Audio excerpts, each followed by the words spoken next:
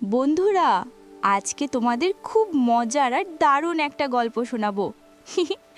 গল্পটা হলো আমাদের চঞ্চল মন্টু বানর আর দয়ালু গজরাজ হাতিকে নিয়ে।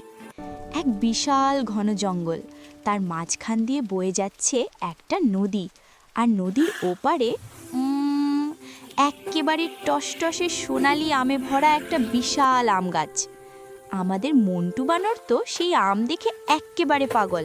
সে নদীর পাড়ে দাঁড়িয়ে লাফাচ্ছে আর বলছে, উফ, কি দারুণ আম, কিন্তু এই নদী পার হব কিভাবে? আমি তো সাঁতার জানি না। ঠিক তখনই ধপাস ধপাস ভারী পায়ের শব্দ শোনা গেল। আসলো আমাদের গজরাজ হাতি। কি হয়েছে মন্টু ভাই, এত লাফাচ্ছ কেন? মন্টু মুখটা কালো করে বলল, দেখুন না গজরাজ ভাই, ওই আমগুলো খেতে খুব ইচ্ছে করছে, কিন্তু আমি তো সাঁতার জানি না, আর আপনি তো আবার গাছে চড়তে পারেন না। গজরাজ হাতি একটু ভাবল, তারপর হেসে বলল, আরে বন্ধু, ঘাবড়াও কেন? আমার একটা বুদ্ধি আছে। আমি নদী পার হতে পারি আর তুমি গাছে চড়তে পারো। আমরা যদি একসাথে কাজ করি তবেই কেল্লাফতে। মন্টু তো খুশিতে এক লাফে গজরাজের পিঠে চড়ে বসলো। গজরাজ তার বিশাল শরীর নিয়ে ছলাৎ ছলাৎ করে নদী পার হয়ে ওপারে গেল।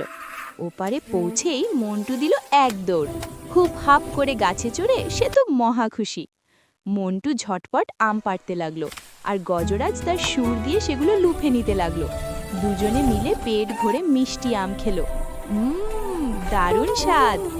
বন্ধুরা, দেখলে তো, মন্টু একাকী আমগুলো পেত না, আর গজরাজও একা আমগুলো পেত না, কিন্তু তারা যখন একসাথে কাজ করলো, কাজটা কত সহজ হয়ে গেল। তাই মনে রাখবে, একে অপরের সাহায্যে সব কঠিন কাজই জয় করা সম্ভব। আজকের মতো এইটুকুই। টাটা।